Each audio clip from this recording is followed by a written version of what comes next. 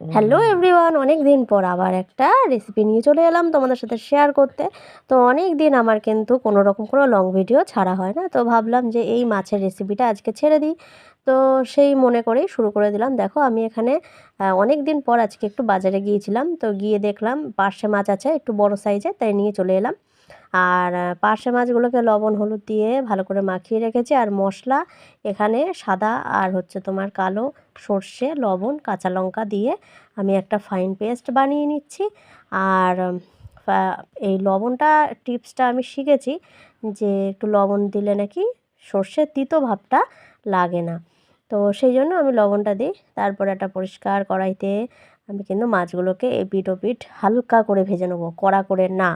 তো তারপরে এখানে দেখো আমার কিন্তু মশলাটা রেডি হয়ে গেছে। আর আমি কিন্তু যে কোনো রেসিপি বলো, সর্ষে বাটা দিলে আমি কিন্তু ছেঁকে খাই, কারণ এই সর্ষে বাটার যে ছিবড়েটা, এটা মানে প্রচণ্ড গ্যাস হয়, তারপরে অনেক সময় বুকে ব্যথা হয়, সেই কারণে আমি এটাকে ফেলে দিই। এইবারে দেখো মাছ মোটামুটি সব ভাজা হয়ে গেছে, দুটো মাথা ছিল তাই সেটাই লাস্টে ভেজে নিলাম। এখানে মশলাটাও আমার রেডি হয়ে গেছে, ছেঁকে নিয়েছি আর নিয়ে নিয়েছি ছোটো ছোটো দুটো টমেটো কুচি। এইবারে আমি মেন মানে রান্নাটা শুরু করছি। মাছ ভাজা তেলের মধ্যে দিয়ে দিচ্ছি তোমার কালো জিরে, হাতে একটু ডলে নিয়ে কালো জিরে।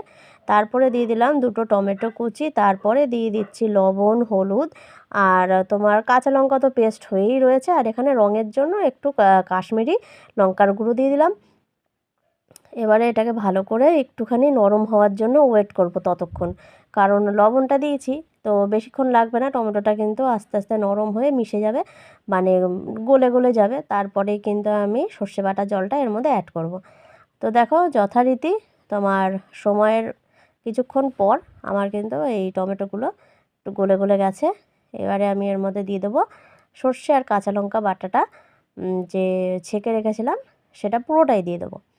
তো আজকে আর অন্য কিছু রান্না করিনি, মানে ঝোল টোল কিছু করিনি, করেছি বেগুন ভর্তাটা করেছিলাম, কিন্তু তোমার বেগুন ভর্তাটা করব কিন্তু সেটাও তো একটা শুকনো, তাই জন্য আরেকটু আমি এতে জল দিয়েছিলাম।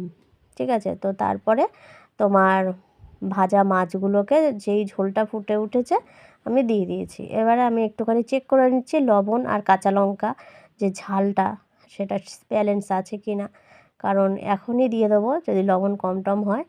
ফুটছে, তাহলে এখন দিয়ে দিলেই ঠিক হয়ে যাবে। তো দেখলাম সবই ঠিক আছে, একটু লবণ কম ছিল, লবণ একটু দিয়ে দিলাম। তো একদম পারফেক্ট হয়ে গেছে। তো এইভাবেই আমি রান্না করে ফেললাম পার্শে মাছের ঝাল। তো কেমন লাগলো ভিডিওটা অবশ্যই জানিও।